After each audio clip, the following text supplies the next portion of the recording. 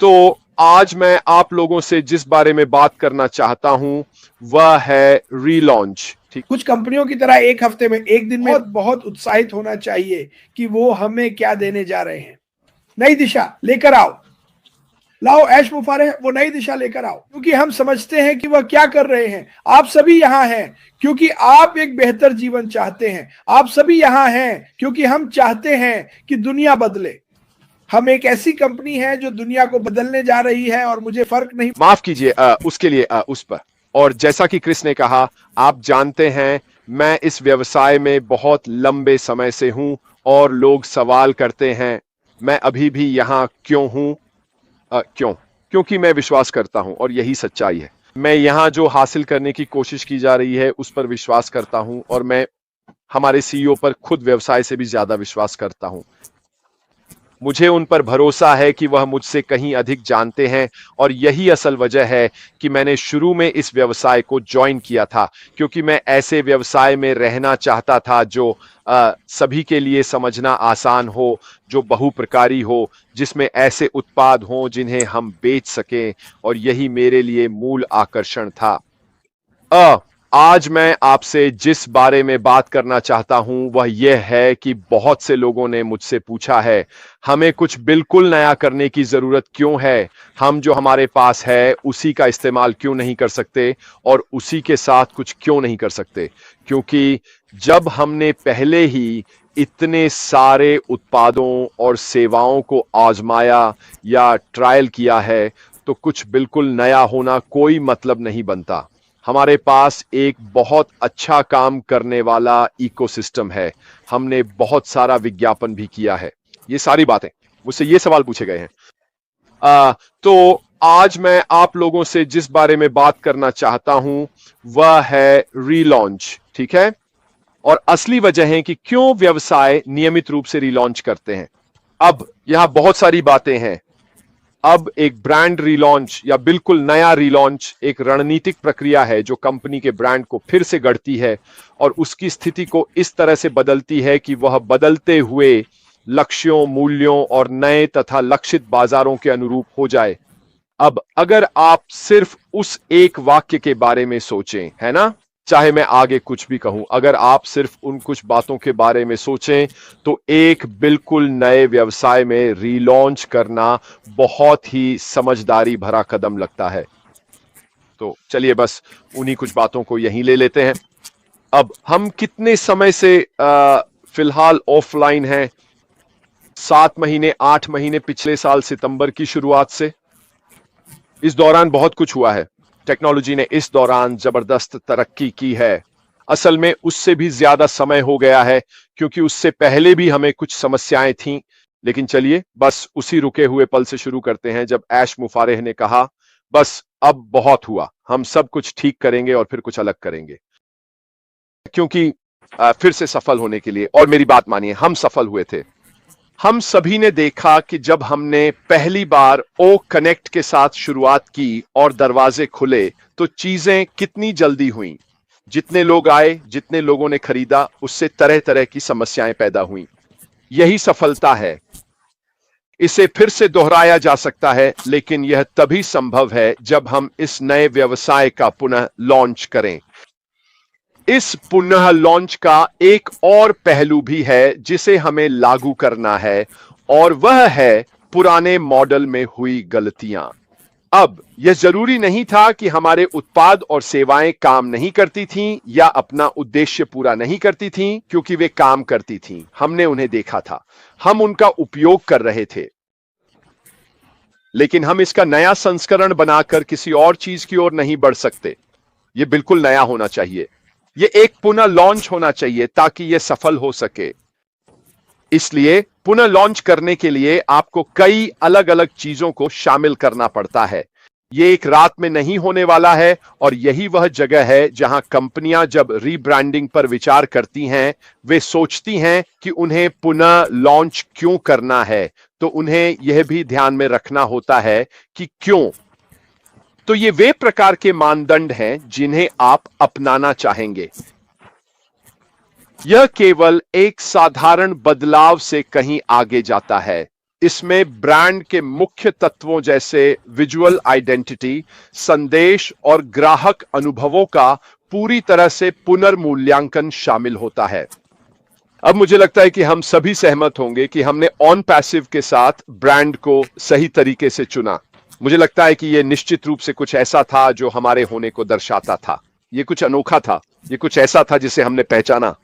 यह सबसे महत्वपूर्ण बातों में से एक है जिसे आपको रीब्रांडिंग करते समय बिल्कुल सही करना चाहिए कि आपका लोगो या प्रतीक चिन्ह या यहां तक कि आपके नए ब्रांड का नाम भी कुछ ऐसा होना चाहिए जिसे लोग आसानी से पहचान सकें।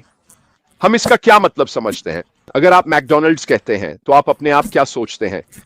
आप जानते हैं वह बड़ा एम। अगर आप कहते हैं गूगल तो आप जानते हैं कि वह क्या होने वाला है। अगर आप एक्स देखते हैं तो आप जानते हैं कि वह क्या है। आप जानते हैं ये सभी बड़े ब्रांड्स नाइकी, एडिडास, इनके लोगो और नाम बहुत ही पहचानने योग्य हैं। रीब्रांडिंग का एक हिस्सा यह है कि आपकी ऐसी पहचान हो जिसे लोग तुरंत पहचान लें, और साथ ही उस पहचान के पीछे जो संदेश है वह भी बहुत महत्वपूर्ण है। और जाहिर है इसके भीतर ग्राहक अनुभव भी शामिल है। मुझे लगता है कि हम सभी इस बात से सहमत हैं कि यह एक ऐसा क्षेत्र है जिसमें मुझे पूरा यकीन है कि यह पहले से कहीं बेहतर होगा। ग्राहक का अनुभव और ग्राहक जो हमारे नए व्यवसाय में है, उसकी देखभाल पुराने व्यवसाय की तुलना में कहीं बेहतर तरीके से की जाएगी। तो ये वे कारण हैं जिनकी वजह से कंपनियां रीब्रांडिंग करती हैं। जाहिर है हमारी परिस्थितियों में कुछ बहुत गंभीर रूप से गलत हो गया था, तो यह समझदारी है कि पुराने को पीछे छोड़ दिया जाए, जो गलत हुआ उससे सीखा जाए और फिर से शुरुआत की जाए। मैं उन लोगों का उदाहरण देने जा रहा हूं जिनके व्यवसाय में कई बार आपदाएं आईं, लेकिन वे फिर भी बेहद सफल हैं। एलन मस्क है ना?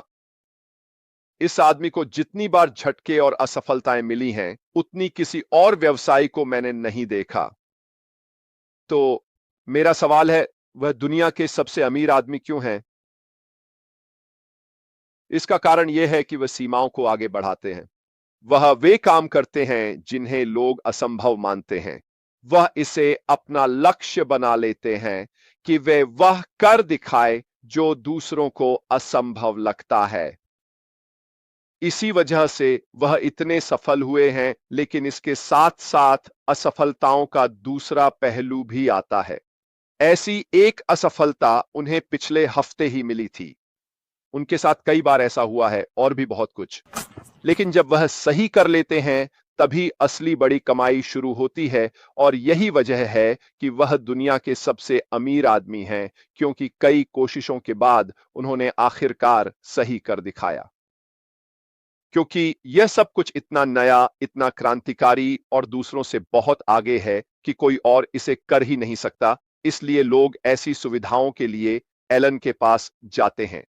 देखिए उन्होंने स्टारलिंक के साथ क्या किया है, देखिए उन्होंने भारी भरकम रॉकेट्स के साथ क्या किया है, देखिए उन्होंने टेस्ला के साथ क्या किया है, देखिए उन्होंने पेपाल के साथ क्या किया था।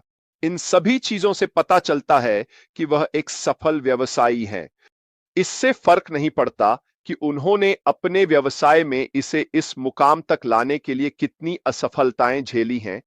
सबसे महत्वपूर्ण बात यह है कि वह इसे सफल बनाते हैं।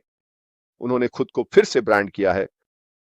उन्होंने ट्विटर खरीदा, उन्होंने कुछ समय के लिए ट्विटर चलाया और फिर उसे रीब्रांड कर दिया, है ना? अब उसका नाम क्या है? एक्स। ये ट्विटर जैसा ही है, लेकिन फिर भी यह एक रीब्रांडिंग है। यह उस उत्पाद का फिर से लॉन्च करना है जो पहले था। हम खुद और ऑन पैसिव के साथ आगे बढ़ रहे हैं, कुछ ऐसा जो कुछ कंपनियों की तरह एक हफ्ते में, एक दिन में नहीं, भविष्य में 10 साल आगे की सोचकर अलग अलग तकनीकों की तलाश में। अगर कुछ नया आता है तो मैं शर्त लगा सकता हूं कि वह इसका हिस्सा जरूर होगा, ठीक है? लेकिन हर एक सफल कंपनी के पास, उनके पास कई तरह की चीजें होती हैं जो आप ले सकते हैं।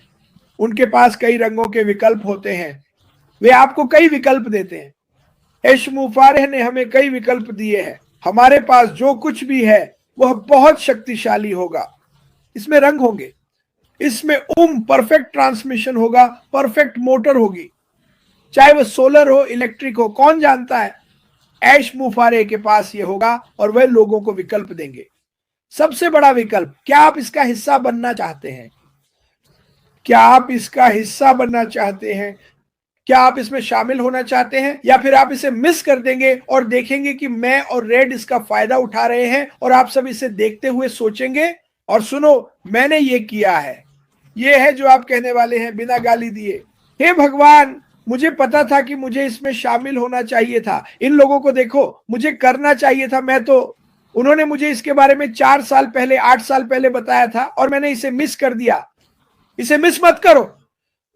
अब यही चीज है, अब मेरे और रेड की जिंदगी में इससे अलग कुछ भी नहीं आने वाला, यही है। हाँ वहां बाहर लाखों करोड़ों चीजें हैं, लेकिन यही वो नंबर 1 चीज है जिसमें आपको होना चाहिए और आपको बहुत बहुत उत्साहित होना चाहिए कि वो हमें क्या देने जा रहे हैं। नई दिशा लेकर आओ, लाओ ऐश मुफारे वो नई दिशा लेकर आओ। हम सब इसके लिए उत्साहित हैं। पुरानी दिशा, सुनो मेरी कार ठीक से नहीं चल रही थी, वो 10 साल पुरानी थी। मैंने क्या किया, मैंने एक नई दिशा में कदम बढ़ाया और नया ट्रक खरीदा। सोचने का तरीका भी वही है। अगर कुछ खराब है तो आप उसे ठीक करते हैं, अगर आप आगे बढ़ रहे हैं और कुछ टूट जाता है तो आप उसे ठीक करते रहते हैं। अगर आपके रास्ते में आने वाली हर चीज यहां वहां टूटती रहती है तो आप क्या करेंगे? बस वहीं बैठकर रोएंगे? आप उसके लिए कुछ करेंगे। ऐश मुफारेह ने कुछ बनाने में, हमें एक साधन देने में, हमें एक व्यवसाय देने में और कुछ ऐसा बनाने में जो मैं हर दिन पूरे जोश के साथ बता सकता हूं। रेड, मार्टी और बाकी सभी लोग भी जो इसके बारे में बात कर रहे हैं, उन्होंने नर्क से गुजर कर ये सब किया है। हम यहां हैं क्योंकि हम उस पर विश्वास करते हैं जो वह कर रहे हैं, ठीक है? हम यहां हैं क्योंकि हम समझते हैं कि वह क्या कर रहे हैं। आप सभी यहां हैं क्योंकि आप एक बेहतर जीवन चाहते हैं। आप सभी यहां हैं क्योंकि हम चाहते हैं कि दुनिया बदले। हम एक ऐसी कंपनी है जो दुनिया को बदलने जा रही है और मुझे फर्क नहीं पड़ता कि कोई क्या कहता है। अगर आप इसके बारे में नकारात्मक हैं तो यही मेरा जवाब है आपके लिए। यह कंपनी ऐश मुफारे है, बड़ा दिल, बड़े लोग, और अंदाजा लगाइए क्या, हम इसे पूरी तरह से आगे ले जा रहे हैं। हम इसे लेकर जाएंगे।